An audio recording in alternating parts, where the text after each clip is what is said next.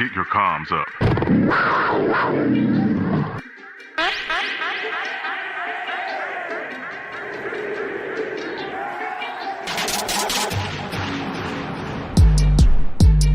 Panther Comms Podcast with Timmy VO. Hello, Panther fans, and welcome to another Panther Comms Podcast. This is Monday in a Box, where I talk about the box score and basically the game in general and critical moments within the game that either cost us the game or won us the game. And apparently, since we're talking about Cleveland, we're going to talk about the latter. Okay, so let's jump into it. I hope you guys enjoyed what you saw yesterday for the most part. But I'll get into that as I go through the box score. Okay. So I get my box score from the Panther website. Of course, if you click on the homepage and, look at the score, and if you look to the right, it'll say box score. You can click on that.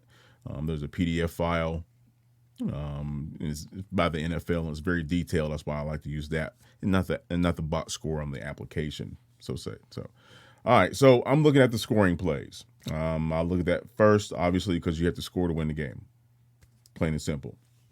So just going through it real quick. The Browns scored 3 times in the second quarter. Of course, nobody scored in the first quarter. The Browns scored 3 times in the second quarter, and the Panthers scored 1 time in the second quarter. And that was off of Christian McCaffrey hopping over the pile there.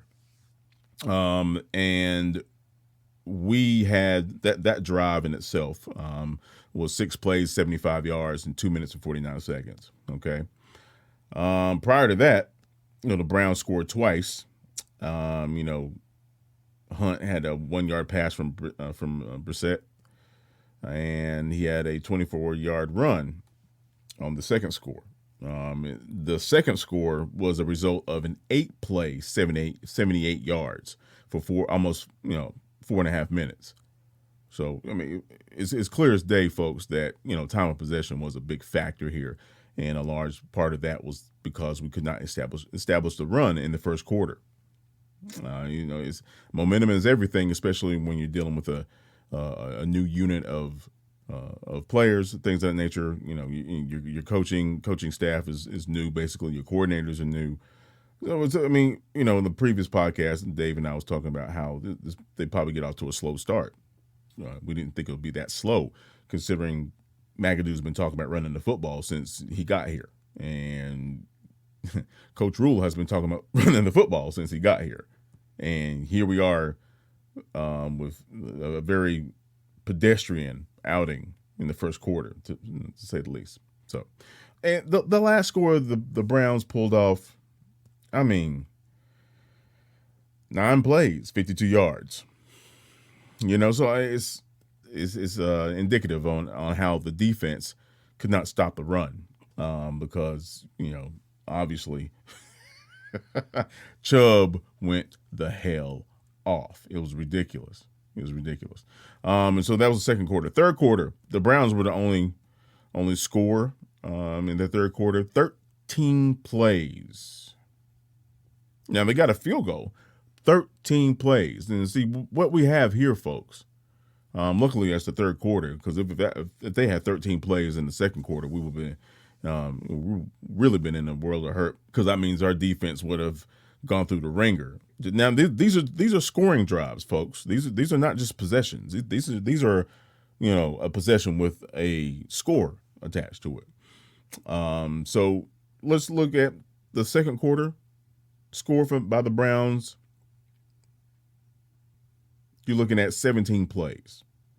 Okay, come back in the third quarter. They get the ball, on this scoring drive, 13 plays.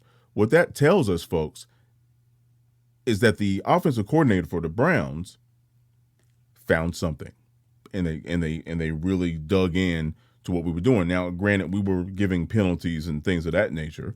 That was not helping. But again, these are scoring drives that ends with a touchdown. Now, our first scoring drive, which came in the fourth quarter,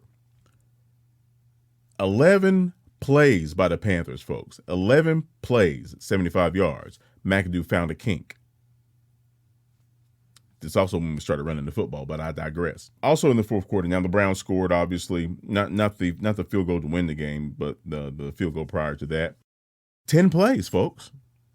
Again, our defense is they're getting more and more tired, right? And when you had to put your defensive unit in harm's way, so to say, by putting in players that are not necessarily quote unquote starters, this is what happens. JC was obvious. JC was getting tired out there. It was obvious, and people got to remember also, this is JC's first full contact, full go game since last year, right? And he basically had a season off, right? And he couldn't necessarily get in shape and get his body ready immediately. He had to wait for the surgery and then for the rehab, and then he got back out there. Folks, that's a lot to put on your body. Meaning yesterday, Sunday. That's a lot to put on your body when you've been away from the game that long. But let's move on. So the Browns, again, 10 plays, 57 yards, had the ball for almost 7 minutes. Jesus Christ. Right? And then the Panthers scoring drive after that. This is when Baker hit Robbie for that one play 75 bomber. That was huge. I'm kind of surprised that that the Browns didn't have high safety on that play, but that was a great design by McAdoo. Yeah, DJ cut underneath, and they bid on it, and Robbie went to the post route, came across the field on him, bam. That was beautiful. Again, that was 11 seconds, right? So we in it, we in there. Then we score. Then we have the next scoring drive for the Panthers, 34-yard field goal, 7 plays, 64 yards. And we got 7 plays in under a minute. I mean, just a little over a minute. That was huge. The crowd was in it. It was great. And then here come, the Browns and the referees. But we're not gonna get into all that. Moving on. All right. So now I'm at the individual statistics portion of the box score. Nick Chubb, 22 carries, $141, almost 6.5 yards per carry, folks. His longest was 25. Hunt, 11 carries, 46 yards, 4.2 carries. That was his average. He had a 24-yarder and a touchdown. And Schwartz and, of course, Jacoby. Now, looking at our rushers, obviously, McCaffrey, 10 attempts, folks. 3 yards an attempt. And that includes that scamper he had. That was only actually 9 yards. His longest run of the day, you're talking about Christian McCaffrey. longest run of the day was 9 yards, folks. It was 9 yards. Now, I mean, that is really disheartening. Foreman only had 2 carries. Baker Mayfield had more carries than Foreman and Chuba combined. Let that sink in. Baker Mayfield had more rushing touchdowns than Foreman and Chuba. When you can't establish a run, ladies and gentlemen, this is what happens. And I know in the presser that Rule alluded to the fact that we couldn't get any type of rhythm going in the first quarter in terms of running the football. That might have something to do with the fact, Coach, that you didn't have your starting O-line ready to go before camp. You were still trying to go, let's put them here, let's put them there. Let's see what they do here. Let's see what they do there.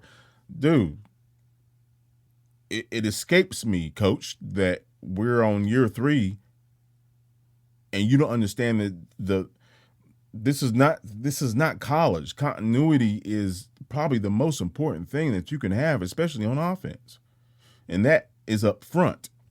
Numero uno. Not sure what was going on between, Eflin and Baker in terms of the whole snapping situation, because it wasn't just shotgun. It was underneath center too. The botched exchange, so to say. I don't know if that has anything to do with repetition and rhythm, but that costs us a lot when it comes to momentum, and especially when you're trying to run the football. especially 10 carries by Christian McCaffrey. Since when? Okay. And if you want to look at the passing game now, of course, we'll look at Jacoby, 34 attempts, 18 completions. He had a 74 rating. Quarterback rate was 74. He only had 147 yards passing, folks. He sacked one time for a 9-yard loss, and he had a touchdown. And Baker, people talking about, Baker. I mean, a lot of people were really bailing on social media when it came to Baker Mayfield. But this is your average fan, and this podcast it's for the average fan. But there's a lot of understanding that goes along with this too. So I hope that this is eye-opening. And again, go get the box score from the Panthers website. That's the official NFL box score. Baker, 27 attempts, 16 completions for 235. He was sacked 4 times. Considering we had two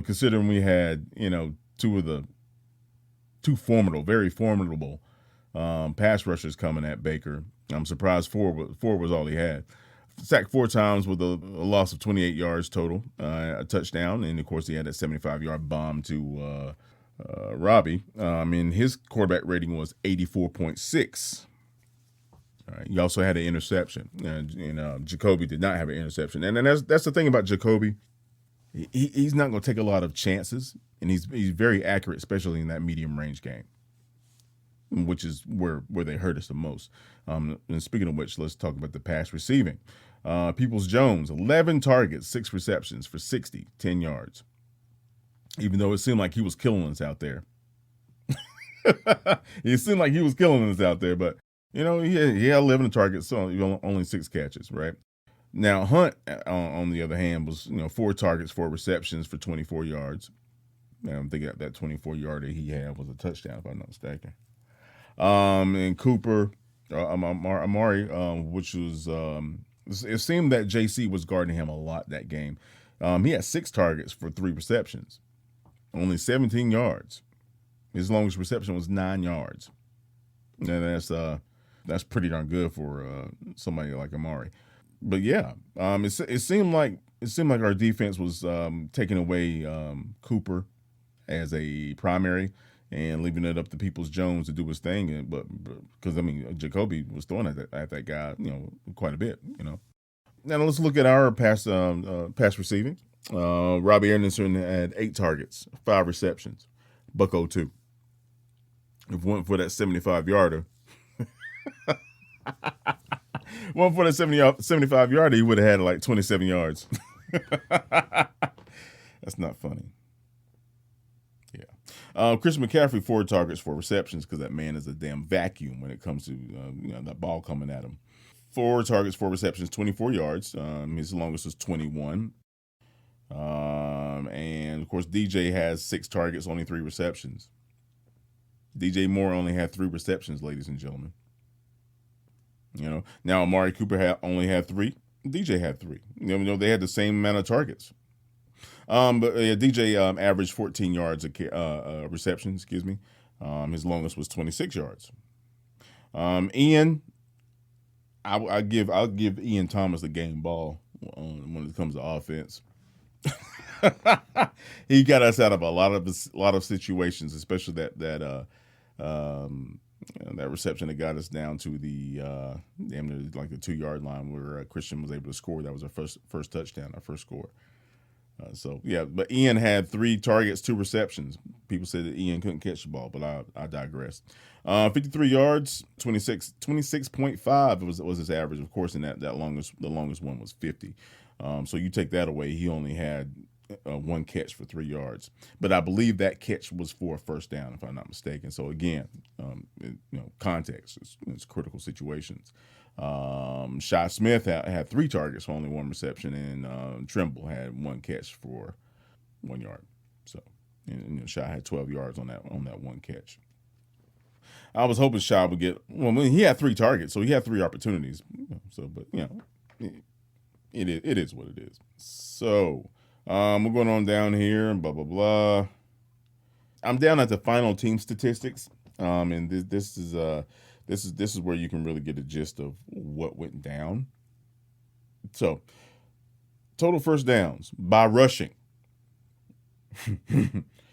Yes. So the Browns had 11 first downs off of rushing. 11. Third down efficiency, right? They were 8 of 18. So 44%. Damn near 50%. Okay. Fourth down efficiency, they were 1 of 2. Okay. But that third down efficiency is telling, folks. So they were in a third down situation and converted it 8 times. 8 times. That's ridiculous. If we're geared up to stop the run, that should be more like 3, 4, 5, not 8. It's ridiculous. So they have 7 first downs by passing. The Cleveland Browns received a first down off of a penalty 5 times. If you're listening to this podcast, just let that sink in.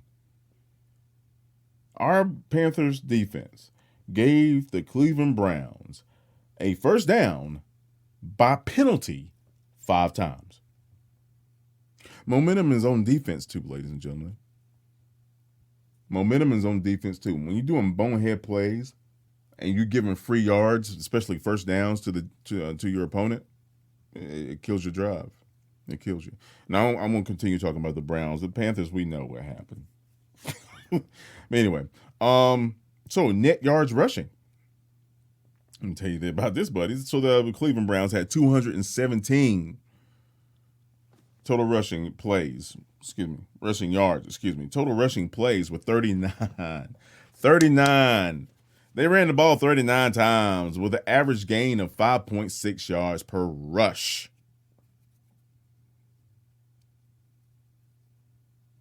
And I believe a lot of you folks, if you watch the game, realize how many times we could have got the running back in the backfield. We only had 2 tackles for a loss, for a loss of 2 yards. It doesn't matter if you get there if you can't make a play. It doesn't matter. Oh, look, I got there, coach. This ain't flag football, son. I know it's difficult to install a new offense with a new coaching staff, but when your coordinator has been there the same amount of time as the head coach, and he's one of the last folks left that he brought with him, I would hope to see some type of urgency in how they conduct business. All right. I'm almost done here, folks. This is another critical situation here. The Cleveland Browns almost had the ball 39 minutes, ladies and gentlemen. They had the ball well over half the game. Now, also, I would like to point out that in terms of penalties, the Cleveland Browns had 9 penalties. We had 8.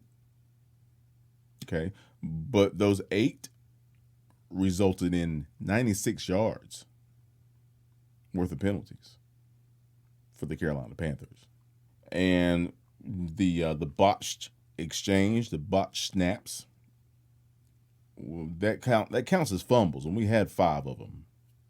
We had 5 fumbles total because I don't believe any of our running backs fumbled the football. All right, so we couldn't stop the run. We couldn't establish the run. And as I mentioned in the podcast prior to this one, whoever runs the football is going to control the game. And the Browns put up points on us quick. And to be quite honest with you, either McAdoo panicked or Coach Rule panicked. Because not establishing the run is, it's just, it's not good. It's not good. So below that's a ball possession and drive chart. You guys can look at that if you like. Time of possession by quarter. The Cleveland Browns had the ball almost 10 minutes in the first quarter, almost 9 minutes in the second, a little over 9 in the third, and 11 minutes in the fourth quarter because we were putting up points quick. We only had the ball for 3 minutes, almost 3.5 minutes in the fourth quarter, but we put up the most points at the fourth quarter. So that also tells me that McAdoo has a little patience though. He has a little patience because he figured out what was going on, where to attack Cleveland, and executed in the fourth quarter. I like that, and it also tells me that the offense settled down. Unfortunately, by the fourth quarter, after the defense had to deal with the Cleveland offense for 9 minutes, then another almost 9 minutes. By that time, Nick Chubb had 100 plus. Actually, he had over 100 yards rushing by the second quarter. So you're almost looking at 20 minutes in the first quarter and another 9 in the third. By the fourth quarter, and Cleveland had the ball for 11 and a half minutes. By the fourth quarter, that defense is just gas, folks. We weren't going to stop them on that last drive, even though we did. So we're off to New York. Another run-heavy offense. It's going to be interesting to see how our defense goes up against their O-line, because their O-line obviously is built to run the football. And hopefully McAdoo will realize that we need to run the football. Did he overthink his scheme coming in this, coming out with like 5 wide and, giving them wide looks? Possibly. It's possible he might have overlooked that. Overthought it a little bit, but we were not necessarily put in great positions when it came to getting the football for our offense. And just to give you a sense, our third possession, we got the ball on the 5-yard line. Our fourth possession, we got the ball on the 8-yard line. Our eighth possession, we got the ball on the 18-yard line. We got the ball on the 20. We didn't get outside of the 36-yard line. We didn't get the ball in very good position. We didn't throughout the game, and that's a testament of us not getting a lot of gain, not flipping the field on offense. But it is what it is, folks. So yeah, off to New York. I think we'll lick our wounds and hopefully come out swinging. But we're gonna have to establish that run, man. Nobody's gonna respect us if we can't stop the run and establish a run. It all starts up front. And that lack of continuity on the offensive line is showing. You can't be experimenting in camp, folks. You don't have time, especially when you have a rookie coming in that's obviously better than your other left tackles, and you got to start this kid. He should have been there day one off gate. Come on, coach. But anyway, hey, thank you guys so much for listening to Monday in the Box. You can follow me on Twitter and Instagram and all that other good stuff. Of course, we'll be dropping this on YouTube. Panther Fan Friday will be back Friday, obviously, before the Giants game. And I might have my man Dave back on here, or I might have somebody from the Roaring Riot and whatnot. We like to riot and all that good stuff. So, but yeah, hey, you guys be safe out there, man. Take care of yourselves. And as always, keep pounding. Peace. Keep your comms up.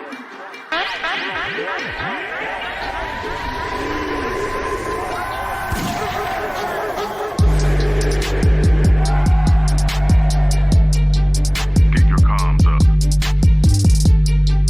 The Panther Comms Podcast with Timmy VO.